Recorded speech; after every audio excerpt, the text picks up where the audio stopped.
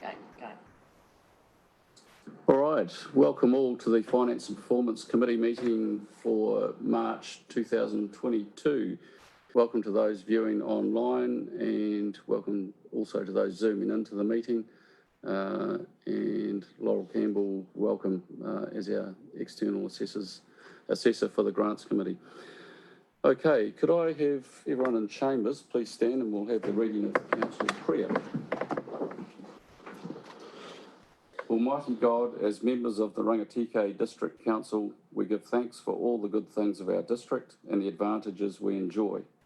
We pray that you will give us wisdom and guidance as we conduct the affairs of this meeting. We pray for all the communities and the district we represent. Help us to be fair and honest in our discussions and help us to work together in unity for the welfare of all your people. Amen. Okay, apologies for this meeting. We have apologies from Councillor Duncan and Councillor Hero. I haven't received any other apologies. No further apologies. Right, someone move that those are those apologies be received. Yep. Thank you, Your Worship. Seconded by Councillor Wilson. All those in favour? Against? Carried. Thank you. I haven't been made aware of any public forums, so we don't have any for this meeting. Item 4 on the agenda, conflict of interest declarations. Does any member of the committee have any conflict of interest that they would like to declare now? Otherwise, if not, if we're discussing any matters and you feel you may have a conflict, please raise it at that time. Confirmation of order of business, we'll take it as read as in the agenda. And we'll move on to follow-up action items from the previous Finance and Performance Committee. Confirmation of minutes. Oh, sorry, I've jumped one ahead. Confirmation of minutes, we'll start with that. Thanks, Ash. Okay, so the minutes of the previous meeting, they are starting on page 6 of the order paper. I'll just go through page by page, and if there's any amendments required, please raise your hand at that time. So 6, 7, 8, 9, 10, 11, 12, and that's the final page. Are there any amendments that any committee member wishes to raise? Okay, there being none, could I have someone move that they are a true and correct record of the meeting? Thank you, Councillor Carter, seconded by Councillor Ash. All those in favour? Against? Carried, thank you. Okay, moving on to item 7 on the agenda, which is the follow-up actions from the previous meetings. They are on page 14. Do we have any comment from staff in regards with any of these items? I can give a verbal update to the top 3. Okay. Just I felt talking to our forestry guy early on this week. So the first item, the net value of our forestry holdings is, as of June, was 69 grand, and that takes into consideration harvesting costs. So the way they come up with the value is revenue and associated costs capitalised over a period of time. The report cost us $750 a year to do the year-end report, and I've been advised that all the thinning referred to in item 3 has actually been conducted this financial year. Right, so as a verbal update or a response to those questions, does that answer the questions that you raised, Your Worship? Yes, but unfortunately I now have another one. So I've become aware of the Puerto scheme, and we were advised that we do rate for it. I did have a look at the scheme the other day. There's a little area of forestry. The Puerto scheme, first of all, it has a weir intake, which is just literally on the road reserve. And then then it flows to quite a large reservoir. That reservoir is surrounded by some trees. I'd be interested to know if those trees are, who owns them, whether they are ours included in that forestry report. The reason being that we're going to be asked for a reasonable area of maintenance on the scheme, and the trees will need harvesting. So just some clarification required as to who owns them. So just ownership, Other than right? that, thank you very much. Okay. So, Councillor Dalgety, you had raised a question. Does that answer the response that Mr. Toombs has given? Does that answer your question in the follow-up action items? Right. Okay. So we can consider those three items being closed. Thank you very much, Dave, for that update. Right. Moving on down through the report, there are responses there provided. Do we have any committee members have any queries or questions around those responses? Just one more update from me, number 7, that should be closed because the dashboard was actually updated to a separate section on our website, so we did do that, so I'll close that one for next time. Okay, thanks, Carol. Okay, if there are no further questions on those items, could I have someone move that the follow-up action items be received? Thank you, Councillor Ash. Oh, sorry. Peter, you'd like to comment? No, I just, if I could please just pause to get His Worship's comment in the actions appropriately in the actions register. Okay. I'm not sure we have time to ensure that what His Worship was seeking is actually reflected. Please. Okay, I'll clarify that. Yeah, so the action would be His Worship the Mayor is seeking clarification as to the ownership of the trees surrounding the reservoir on the Putarino water scheme. So you're happy you've got that recorded, Ash? Thank you. Thank you. Okay, that's been recorded. Thank you. Thanks, Peter. All right, so those follow-up action items, Councillor Ash, you were moving them as being received, is that correct? And seconded by Councillor Carter. Thank you very much. All those in favour? Against? Carried. Thank you. Okay, moving on to the Chair's report, item 8 on the agenda. You will have all had an opportunity to have a read through that. Just, yeah, a few comments in there that certainly been a challenging time with having to meet through Zoom and sometimes the effectiveness meeting through Zoom isn't quite the desired result. It certainly creates fatigue, especially when you've got a full day of meetings and discussions and decisions. I understand the environment we're working in, and this is a necessity, the current circumstances, and the sooner it's over, the better. That's pretty much why my comments there. Yeah, and then just the last comment in the Chair's report, the impact of rising fuel along with a whole lot of other factors is really having an impact on the cost of living and also the cost of delivering projects. And I see this as certainly an impact that this council is going to be affected by. And that's the main reason for putting it there, is that it needs to be highlighted as a potential risk going forward in delivery of our projects and the impact on financials to those. I think His Worship's raised that concern as well. I'm happy to take any questions on the report or comments. No, if there be none, so I will move from the Chair that this report be received. Could I have a seconder, please? Thank you, Councillor Dalgety. All those in favour? Against? Carried. Thank you very much. Okay, moving on to the reports for decisions, and we have the event sponsorship scheme.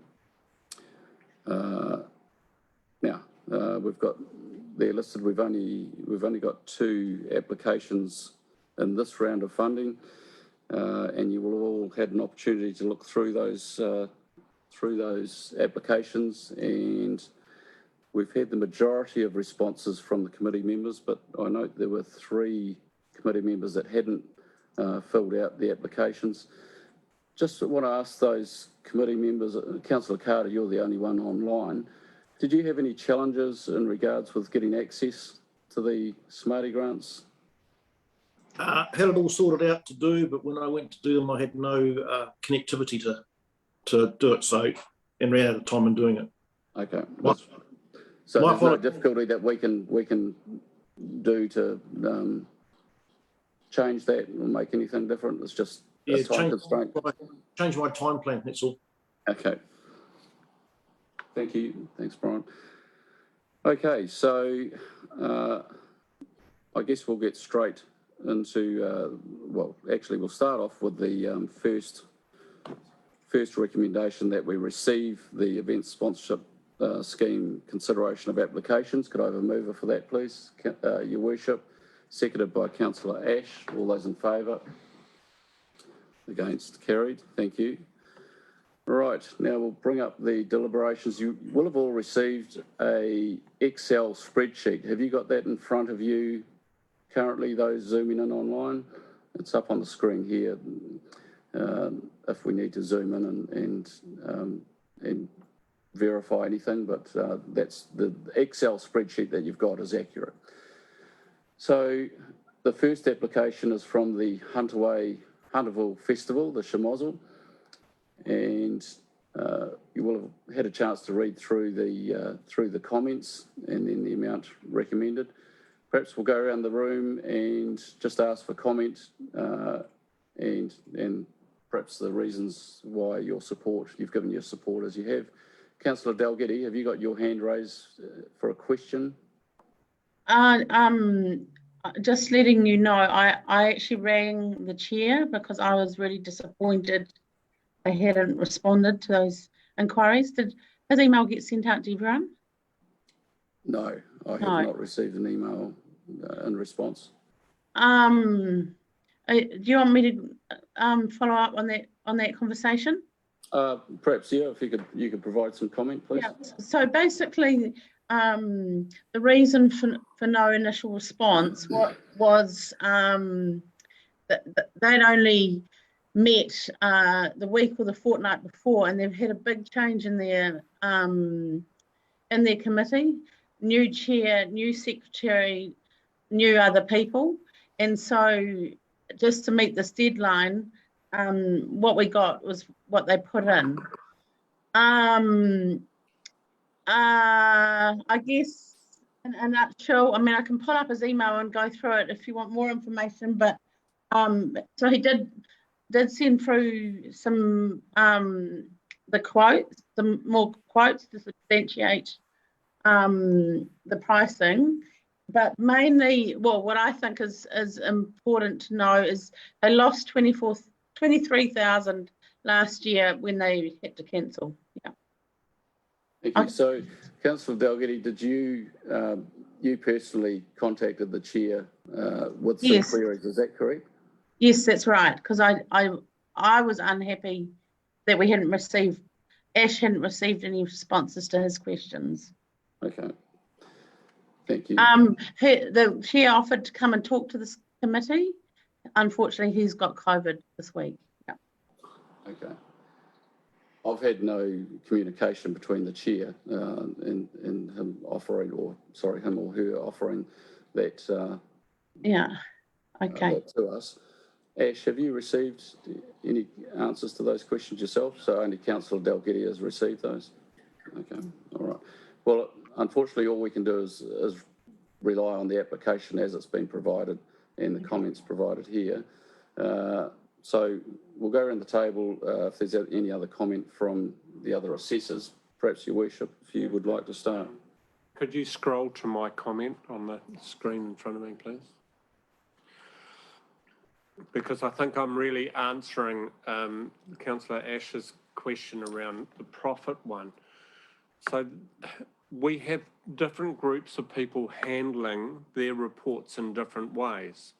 So, and within their own budgets. So what happens is that for instance, though you get the schmozzle on the basis of their financials indicating a profit, it is on the basis that they receive sponsorship, and included in their sponsorship line in the budget is expected sponsorship, which includes us.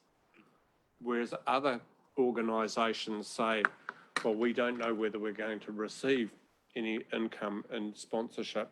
This indicates what our deficit is that we have to try and make up somewhere else. So, as I said, I've highly recommended it, and I'll leave it there. Okay. Sorry, can I just interrupt, please? Councillor Dalgety. Sorry, that email did go to Ash on the 25th of March. I've just pulled it up. And he did answer that question if you want. Yeah, so I'm just letting you know that. Oh, sorry, I got the email from you offering an invitation to them to speak. Okay. It looks to me, I might like it's an email with all the answers to the questions. All right. I think, yeah. I don't You want me to read out what in this meeting? Okay, Councillor Dalgety, what are the responses to the questions that you've received there? The question was around the sorry, I'm just trying to work off my phone and off the different devices. Sorry, Mr. Chairman, just keep going. I had it and it's gone. Okay, right. Well, next, to provide some comment, Councillor Wilson. Yes, thank you, Chair. You'll have my thoughts up there amongst it. Part of that has been answered by the Mayor's question, but the reason for my recommendation, I do recommend it that we support, but Council also supports in other ways that form part of this with regards to some of the consents and things that we get. So we do support this in many other ways, this event. But I note that whilst it's one or two events that we've received, recommendations further down the line are to carry over some funding into the 22-23 year. There's another round of funding, and as New Zealand largely tends to open up, I think we should see, I would hope that we would see that we'd get a lot more requests for sponsorship going forward. So I just think we need to be mindful of what those events might be that we should be funding. So whilst I recommend the event, and it is an iconic event, as you've mentioned in your chair's report, I don't believe that we should be funding it quite to the extent of the request. However, happy to support. Thanks for that. Councillor Ash.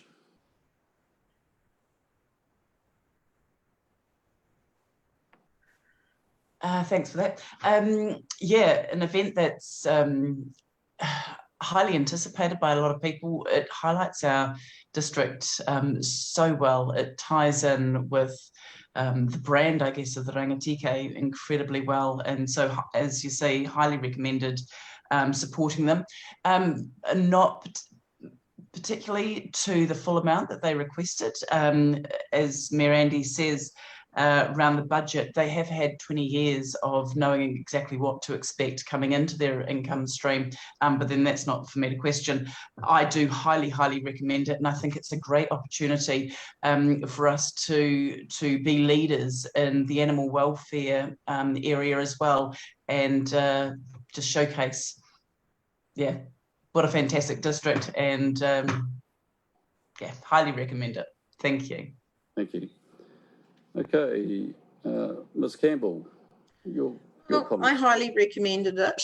I think it is one of our biggest iconic events, and having had 2 years of suffering, I think the world is ready to come back out again, and I'm sure we're going to get a lot more people now and we really need to get our events kick-started. They have lost money. That is something to bear in mind. And I think no one can ever guarantee funding ever, and it may be a lot harder to get funding over the coming year or two.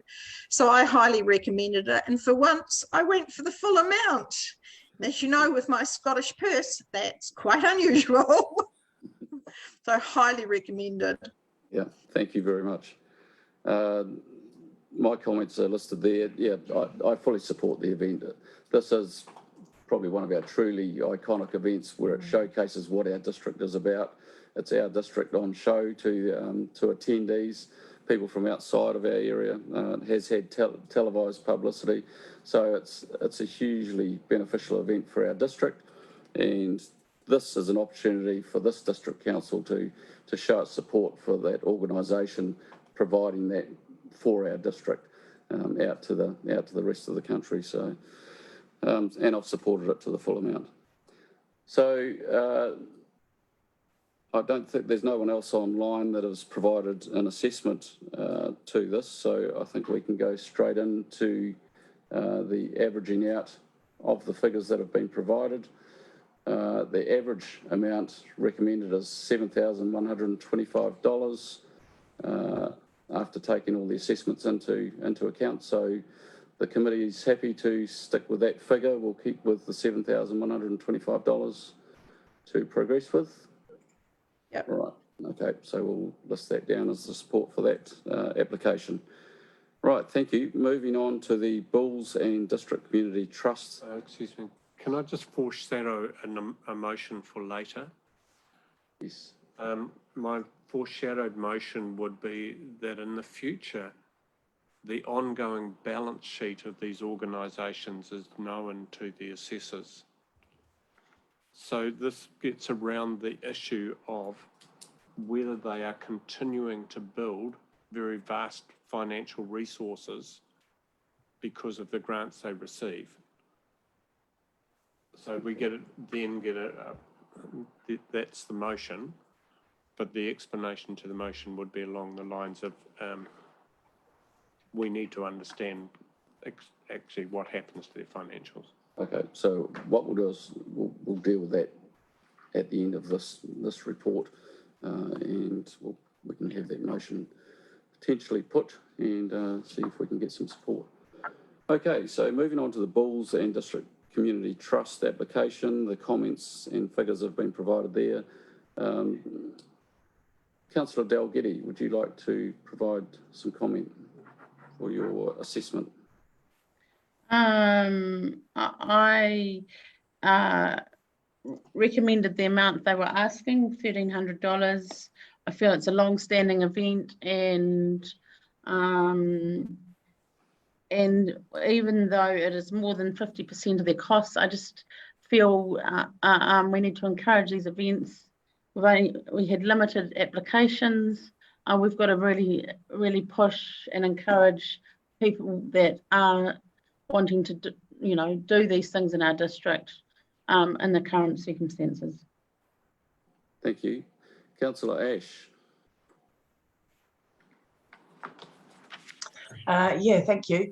I like this event. I did have a question there around it being high profile though, because I don't know that at this stage that it genuinely is high profile, but I do believe it could be, and to do that actually takes more advertising than they're actually suggesting. So as per my comments, I'd be happy to fund it more if they were looking at creating a bigger event. I think something like this is quite refreshing, and it has been around forever, and it could be growing.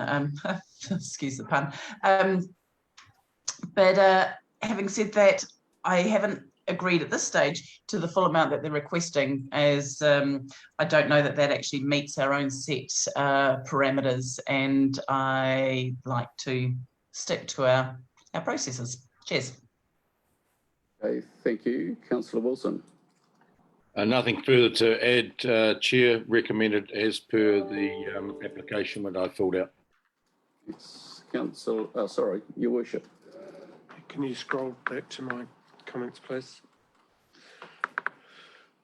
I've made a similar comment around a donation that the chair has raised. When deposits are put into a budget, there should also be an income line offset against that in terms of, because they get that money back. So deposit, in my view, shouldn't be seen as an expense, but other than that, I'm more than happy to support them. Ms Campbell. I agree with most of the comments that have been said. I'm happy to support it. Don't believe it really is a high profile event. However, these smaller events are also part of our district and should be encouraged. I have not supported it to the full amount, and I also want to know why they aren't charging at least a gold coin at the door. I think in this day and age, that's quite reasonable to expect some sort of small charge at the door for a small event. But otherwise, I do support it. Thank you. And my comments are along those similar lines, perhaps as a potential other income stream than a gold coin donation to entrants or participants to come in and view the display wouldn't go amiss to actually try and increase their budget themselves. So perhaps we can provide some comments back to those applicants when they receive the support that we give them. Right, so I don't think I've missed anyone else out online who filled out an application. So we've gone through and averaged out the support that was shown per each assessment, and we've come out with $1,118.75. If we just round that to $1,120, is the committee happy to support it for that figure? Yep. Okay, thank you. Right, so those are the only two applications to make an assessment or to make a decision on. So the next recommendation out of that will be, sorry, getting to my pages. Okay, so recommendation 2, that the Finance Performance Committee approve the sponsorship of events listed below and disperse the event sponsorship scheme as outlined to the successful applicants and the two figures in there. Could I have a mover for that? Councillor Ash, have you got a question or are you moving? You're moving? Okay, Councillor Ash, seconded by Ms Campbell. All those in favour? Oh, sorry. Sorry, I don't think she can move that. No, sorry, you can't support. Sorry, Ms Campbell, you can't support as a, it has to be a member of the committee. So, seconded by His Worship. All those in favour? Against? Carried. Thank you. Recommendation 3, so the balance of the remaining funds. Have you got a figure on that now, Ash, so we can populate that, please? We'll just get that populated in there.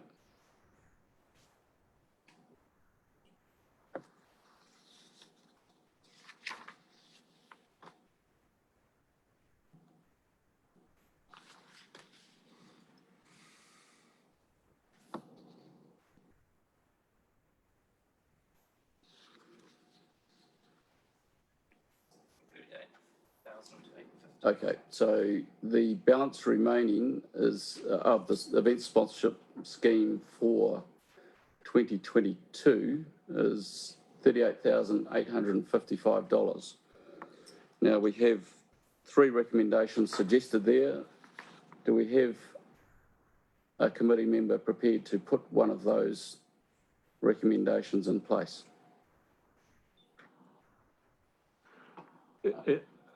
Your Worship. I'd be prepared to move that a third round of funding be held, etc., and I'll speak to it if it gets a seconder. Okay. Do we have a seconder for recommendation 3? Sorry, Councillor Wilson. So we have a seconder, Your Worship. My reasoning here is, yes, we've been in a difficult process. There's been a lot of uncertainty. Why would I do this rather than just say it is carried over to next year? What I think you end up doing if you just carry forward money is you reach another level of expectation as to what funding would be available almost on a yearly basis. So that's what I'm wary of. And remember, this is not government money. This is ratepayer money, and if it goes back into the consolidated account, so be it. Okay, further speakers to the motion. Councillor Wilson, and then I'll take Councillor Ash. Thank you, Chair. So speaking in support of this motion and seconding it, I don't see any harm in not making a third round of application. There is some certainty in the community now that we can actually push forward a little bit with the restrictions that have been eased, particularly around the outdoor events that may have held back any applications in the previous round. By supporting this motion, should we not get any further applications, it doesn't negate us taking another option or another motion at a subsequent Finance and Performance Committee that says the balance of the funds could be carried forward through to 22-23. So this is an opportunity for us to say, hey, there is some funds available should you have an event that you've been holding off with some uncertainty that you now wish to push on with. Should we not get the applications, as I said, we can simply look at the previous motion that perhaps these funds get held over and carried forward to the 22-23 year. So I don't see that there's any issue or any risk in accepting this motion. Thank you. Councillor Ash. I'll be voting against this, even though I'm a huge supporter, obviously, of events happening in the district. I don't know that this is particularly the best way to support our ratepayers. As you'll all be aware, obviously 50,000 is an increase on the 25,000 that we've had in our event sponsorship for quite some time. I'd be quite happy to see this actually just be consolidated back into our main coffers. We do have more grants coming up that people can still apply for, and there's still going to be 50,000 in the following year that they can apply for. Adding a third grant into the scheme for me just it doesn't make sense. I think we actually, as Mayor Andy alluded to, this is ratepayers' money, and it's our job to ensure that we're looking after the ratepayers. There are other ways of events getting money that doesn't rely on us always supporting it. Having said that, I do believe in obviously supporting our events, but in this particular instance, I think we've got an opportunity to actually take a little bit of pressure off and not leave it to the ratepayers to pay. But that's my 2 cents. Thank you. Thank you. Before I take Councillor Gordon, I've just got a question of Ash. The ability to deliver another sponsorship assessment round is achievable within the timeframes? Yeah, certainly is. So the first round for next year wouldn't close until the end of September. Okay. All right. So it's achievable from a staff perspective. Thank you. Councillor Gordon. So my question is, Mr. Chair, what is the time frame for this third round? Is it between now and June 30th? Could someone just tell us what the time envelope is? So the recommendation states the application close date would be the 30th of May, and the decision would be made 2 weeks after that. Would that be 30th of June? 30th of June, the decision would be made. So it's still within this financial year. Right. Thank you. And Councillor Dalgety. Yes, I'm in favour of this motion. I think that, these are unusual times, and we need to encourage these sort of events which put us on the map and get our communities together. And I'm really hoping that COVID's going to allow that coming up for the rest of the year. Thank you. Okay.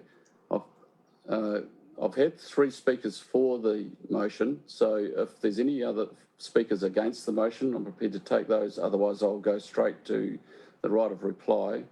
Are there any further speakers against the motion? Right, I'll go to the right of reply to His Worship. Look, I think I'm not going to use the right of reply. I think all their points have been put, and I'm quite happy for it to proceed to a vote. Okay. Right, so I must now put it to the vote. All those in favour of the recommendation? Those against? Okay, that motion's carried. Thank you very much. Now, moving on to your foreshadowed motion, Your Worship. Would you like to put that or speak to that? Yes, I'll speak to it. The reason I do this, and I'm aware that some organisations would be hesitant around providing a full balance sheet, so it could be the part of the balance sheet that refers to the activity. So we've had confusion around the potential building of assets using effectively ratepayer money. This would give an insight as to whether that is actually happening or not. Okay, so when we look at the recommendation that's been written... Just clarity, Ash has taken into account what His Worship said, but he's actually added a bit to one of them that says the requirement will be to the respective funding guidelines is added. So I suppose we're just, Your Worship, are you happy with the first one? Yes, I sort of pushed it across to you with a suggestion along those lines. Okay, so I think we need to coming from me. read out what that is. Okay, I'll do that. Now, are you happy, Your Worship, though, that relates to the event that they're applying for? So are you happy that that wording covers that? Yes, and the reason for this is, for instance, say you might get one of our trust organisations and they're applying for specific funds to run an event, and they're receiving all sorts of other money, and that is their right. But what I'm saying is I want an understanding as to whether this event, if they have been running it, whether it builds an asset over time. So as that's worded there, I think we need to add in that when we talk about their organisational balance sheet as part of their funding application, I think after the words organisational balance sheet for what they're applying for, you know, For the activity they're quite applying for. happy with that. That was my intention.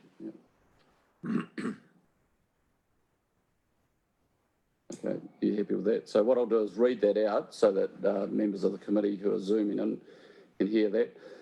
The recommendation reads that applicants to the Event Sponsorship Scheme and Community Initiatives Fund provide their organisational balance sheet for the relevant activity as part of their funding application, and that this be added as a requirement to the respective funding guidelines. Everyone clear with that zooming online? Okay, do I have a seconder for that recommendation? Councillor Dalgety.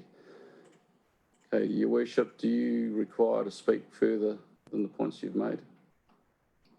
No, look, I think I've said it. Okay, any discussion on the recommendation? Councillor Ash.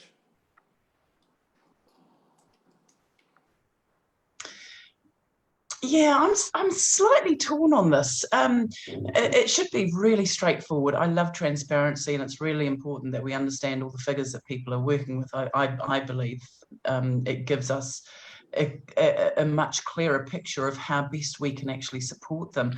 But from what I'm hearing, the reason behind the motion feels a little mean-spirited. Should we not be supporting our event organisers to create something sustainable and solid and robust that can continue on for years bringing people into the district. So, like I said, I love transparency. I'm all for that. I'm all for people providing really, really clear budgets, which is something that we often don't see. And I, as you'll all be aware, I really struggle with it. Yeah, irks me a little bit. But yeah, not too sure. Torn on this one. Okay. Thank you. Thank you. Councillor Gordon. Thank you, Mr. Chair. So for some of the organisations that apply, they only have one event. They're the sort of the one-trick ponies of this world, and so their event will be their balance sheet. But as His Worship alluded to, there are some organisations that do multiple events. How are we really going to drill down into those balance sheets to achieve the outcome that I think His Worship is wanting to achieve? Okay. Right, a reply.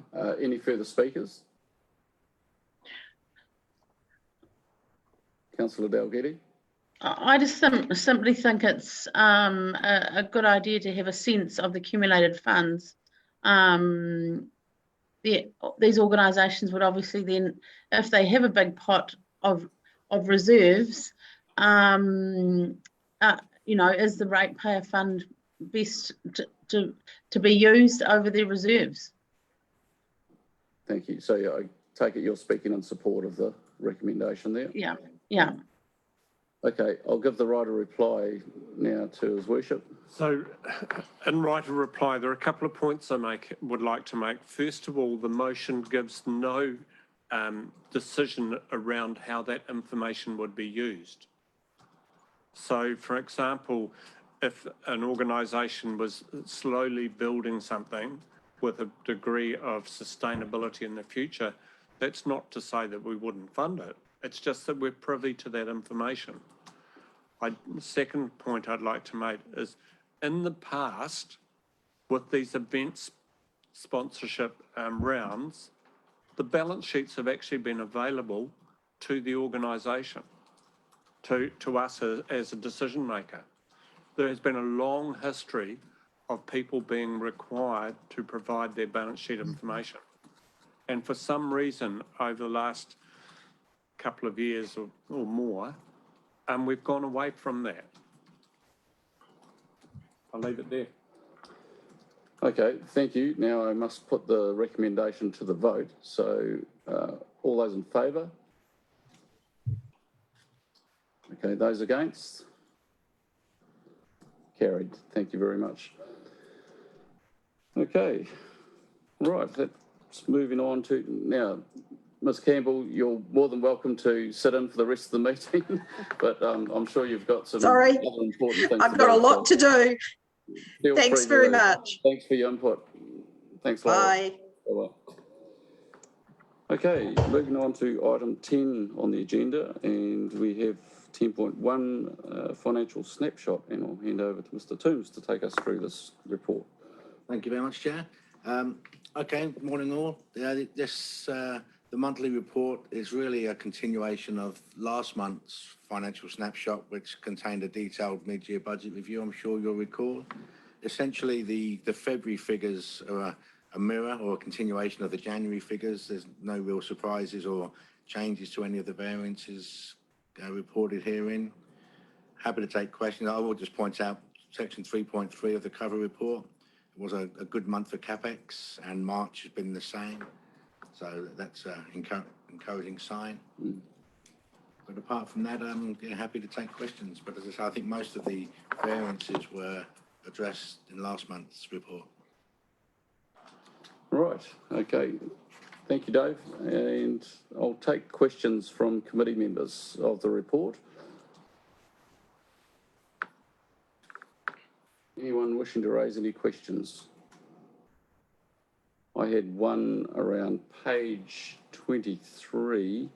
Not sure whether it's a typo type error, but community leadership for the actuals for February. And at the bottom, the grand total is significantly higher than what I try to tally stuff up at.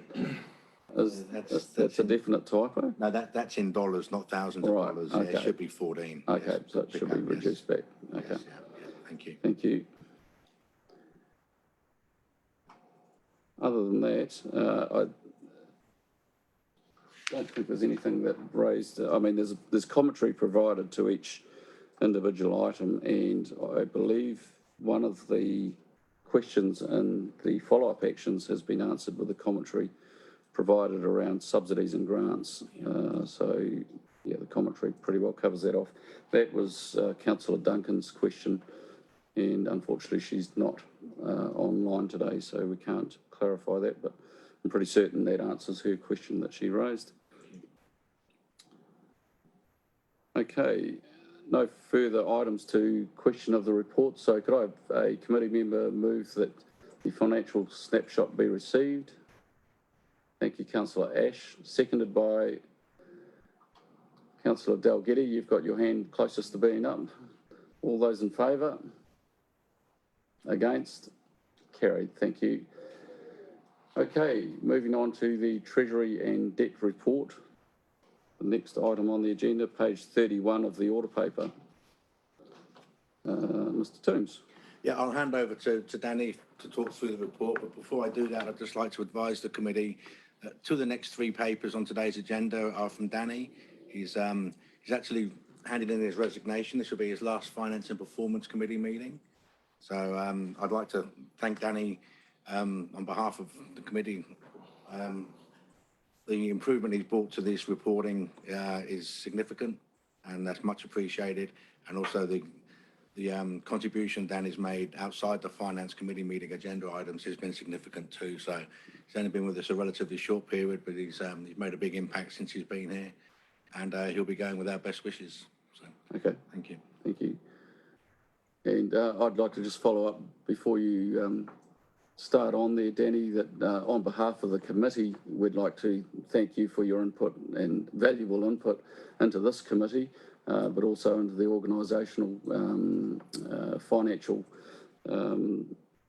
parts, because you've provided a huge amount of information, and it's been really beneficial to us. We've seen the real change in reporting, and when there's been any changes or requirements, you've certainly brought them to the table. So thank you on behalf of the committee, Danny. I'll hand over to you to take us through these next lot of reports. Oh, thank you for those comments from both of you. And good morning, everyone else. So Treasury and Debt Report, we've expanded this month to add a bit more information for you all. The breakdown is a note there in 2.1 saying this isn't all of our assets and liabilities, but they're important ones in terms of assessing council's treasury and debt position. So there's a breakdown of all of our month-end amounts, and happy to take it as read and take any questions that you may have. Okay, thank you. Questions of the report, Your Worship. Yeah, thanks, Danny, and certainly I wish you very well, and thank you. Add my thanks to the general plaudits that you're receiving. The question I have is around our debt position, and I think there is always confusion from members of the public and councillors alike around when we signal a debt position, whether it is a net debt position or a loan debt position. Would you like to make any comment around that? So in terms of this report, our external borrowings is our borrowing position. It's not our sort of net debt position. So this report shows our external borrowings rather than the net debt. So further to that, you can have a borrowing position of 8.1 million, but we're also required to have some liquidity on hand. Yeah. If you take away that liquidity from the borrowing position, that would be how the community would see a net debt. Yeah, essentially. We do have covenants from the LGFA which have certain liquidity, net interest to revenue ratios and whatnot that we have to comply with. So we always keep within those ratios, which are the limits are in the LTP. So we've always got to stay within those liquidity ratios. So if our debt, our borrowings are around 8.1 million, and we also, of course, my financial gurus will tell me that we've got a whole lot of liabilities that are stacked up as on top of those borrowings. What would be an expectation of our net position currently on a balance sheet? So in terms of our liquid assets, they're sort of all listed, the Treasury assets, Treasury liabilities. So we've got a total of 14.8 in Treasury assets and a total of 10.7 in liabilities. So the difference between those 4.1 million is our net debt position. Yeah, thank you. I know it's probably, I have an understanding, and a chair of finance and councillors would have a general understanding, but people reading the report may have some degree of confusion. Maybe I'm pointing out something that everybody thinks, why are you going on about this? Because everybody knows it, but we can definitely add that in for next month's report as a net debt underneath the breakdown to make that a bit clearer. I think it may be useful for people to understand that. So do you want that as an undertaking? To be added, yeah, if that could be an undertaking to be added to this Treasury and debt report. It's simply a calculation, I would take it, of the two lots of figures that you provided there anyway. So, yeah. Want to read that out? Yeah. So the undertaking has been written as staff to add net debt to future reports. You happy with that, Your Worship? Are you happy with? You might use different words to that. Yeah. Posting that commentary around our liquidity position, I think would be better. Okay. Yeah. Right. And I'd be happy with that. Yeah. Position. Okay, so it reads, staff to add commentary around council's liquidity position to future reports. Okay, further questions? Councillor Ash. Yeah, sorry, I've just got one question, if I could, just for a little bit of an explanation on page 24 is just an interesting comment that if I could just have it explained a little bit better to me. Sorry, that's in the previous report. We've dealt with that. Have you got a specific question of? So we're dealing with 10.2, the Treasury and debt report. Sorry. If you've got a question, perhaps raise it with myself, and then I can put that to Mr. Toombs, just for clarification of that previous report. Okay, thank you. Okay, are there any further questions of the Treasury and debt report? There being none, could I have someone move the reception of that report? Thank you, Your Worship. Seconded by Councillor Gordon. All those in favour? Against? Carried.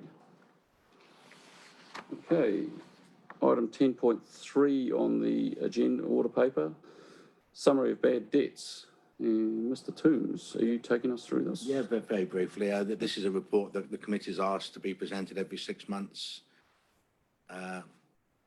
So attached. You're happy to take questions if there's any questions? Yeah, I might have to take them on notice, but yes, yeah. Okay. Do we have committee members with questions of this report? I'll take Councillor Wilson, then Your Worship. Yeah, thank you. Just one quick question. Is our debt recovery still being managed externally at this point in time? Yes, it is. It is. Thank you. Next was Councillor Dalgetty.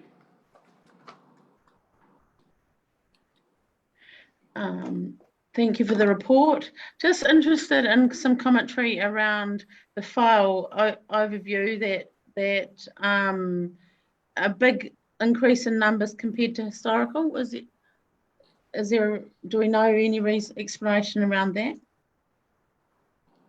So you're looking at the file overview graph? Yeah, in the bottom right-hand corner. So the bar graph. Yeah. am I interpreting that there's been an increase in number of files versus what we have historically had? I mean, virtually over double. So I'm just wondering around some explanation around that, please. I might need to take that on notice, and unless Danny's got some thoughts on that, I'll take that away if that's okay, Councillor. Thank you. I can add some commentary to that. So we have been pushing to collect and refine our processes in debt collection. So we have been pushing a lot more to our external debt collection agency. And in terms of the historical and current, it's some of it doesn't clearly show when it's been collected. It kind of drops off of that report from how I've looked at it in the past. So it's not all a big increase, but we have been pushing more and more to it to try and increase our recovery of debt as we go through. Thank you. Thank you. Does that answer your question, Councillor Dalgety? Yeah. We'll watch the space. Mm. Oh, thank you. Your Worship.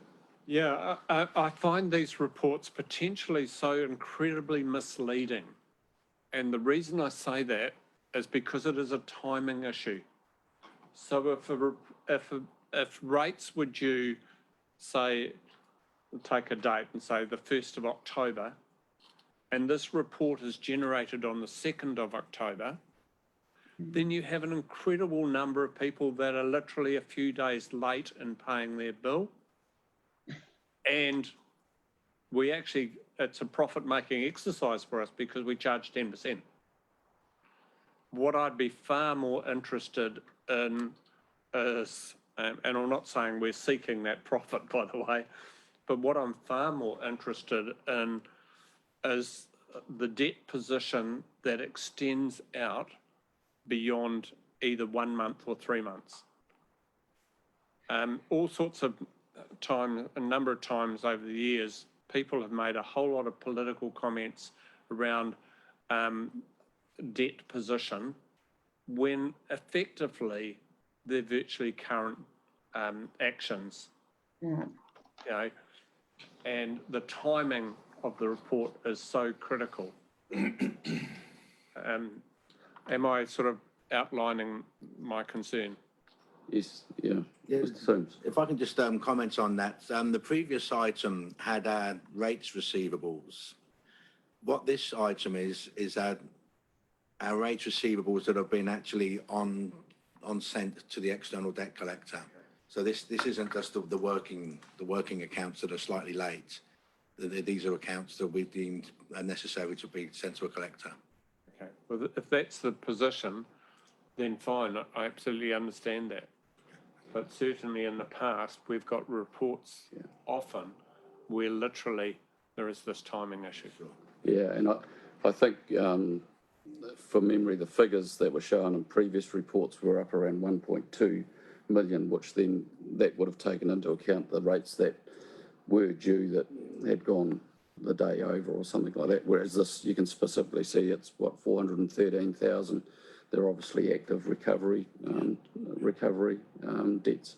But the only question I had was, do these figures include penalties? I'm thinking yes. Danny, would you know for sure? These I would figures have to double check on what we send off to them. Just a clarification whether that includes penalties or is this the actual rate debt? Yeah. Fairly sure it'd be everything. But Yeah, I think so. Okay, Councillor Wilson was next and then Councillor Gordon. Yes, thank you, Chair. I 100% agree with your previous comments about the level of debt that is now shown here, as these are active files, as was previously raised by Mr. Toombs. One thing I'd like to know just very, very quickly is there a time, how long does it take for a file to become inactive to an external debt source? Do we have a set procedure for that? I know that our internal team do our best to make contact and come up with some ways that we can offer assistance or help with payment plans. But what is the time frame when it becomes an active file? I might defer to Danny to see if he's got any hands-on direction.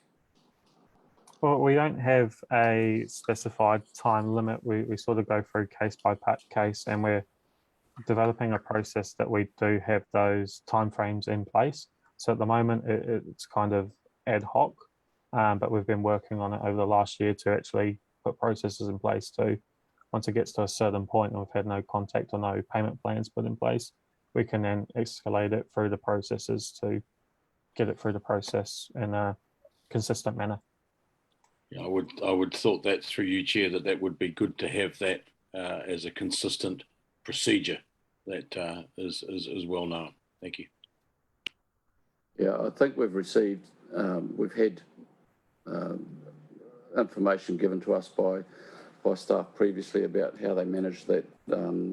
You know, probably the majority of the cases there are managed on a case-by-case basis, but it's the step moving into a legal position that I think you're trying to clarify there, Councillor Wilson. Okay, who's next? Councillor Gordon, you had a question. No, that's been answered. All right. Okay, if there are no further questions, could I have someone from the committee move that the report on summary of bad debts be received? Councillor Wilson, seconded by Councillor Carter. All those in favour? Against? Carried. Okay, thank you. Right, item 10.4 on the agenda is the QV monthly report, page 34. And Danny, are you taking us through this report? Yep. So this is obviously the QV monthly report that we receive. Again, it's similar trends to prior year, and the graphs show that there's a slow sort of decline in subdivisions compared to last year, sorry, and the sales are slightly down this month, which has caused it not to be online with prior year, but everything else is fairly consistent. So happy to take any questions. Okay, thank you. Do we have any questions from committee members of the report? Not a question as such, but I think that we have to realise that at the moment a lot of subdivision has slowed down literally because there isn't the material to complete. Yes, yeah, I think that it's a supply issue that we're seeing at the moment. Certainly those factors, and I think under our current COVID isolation type requirements, that's impacting the workforce as well. So we'll see a downturn for a short period of time. Materials might be challenging. It's certainly, from a contractor's perspective, they are absolutely under the pump, and these are impacting them. If there are no further questions, Councillor Dalgety, you had a question? Just a comment, really. When I just wanted to relay my thinking around rural sales. Our neighbouring farm here was auctioned last week or the week before. Sold for 2.85 million. And that's 150 odd hectares. So perfect, you'd say, first farm for a new farmer. And I just wanted to, my reflection was, with the average age of farmers now over 60, how really difficult it is for a first farm buyer to get into the market. That property, you might make 80 to 100,000, so you're needing close to 50,000 from somewhere else to service that debt. Just a comment. Yes, certainly is challenging, and that's, I guess, the succession planning of landowners coming into play there, and there's certainly a lot of work that those individual people have to do. That probably certainly relates more to the next paper, the quarterly property sales. Did we move that report? Do you have a mover for the QV monthly report? Oh, sorry, Councillor Gordon, did you have a question, comment? You're prepared to move? Okay, thanks. Move, Mr. Chair. Councillor Gordon removing the reception of the report, seconded by Councillor Wilson. All those in favour? Against? Carried. Thank you. Item 10.5 is the quarterly property sales. And Mr. Toombs. Thank you.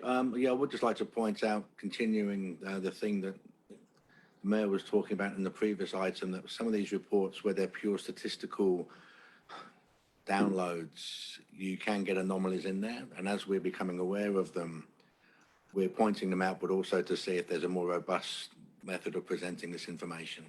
Okay. So yeah, some of these negative ratios, they're actually misleading more than useful. Yeah. So is that work going on behind the scenes with staff to see if there's more robust information? Thank you for that. Yeah, you certainly can see where there's negative differences. There's something in behind the scenes that's driven that. So yeah, so I would encourage you all just to take this not as an absolute truth. Yeah. So the commentary in the report provides answers to that. Do we have any questions of the report from committee members?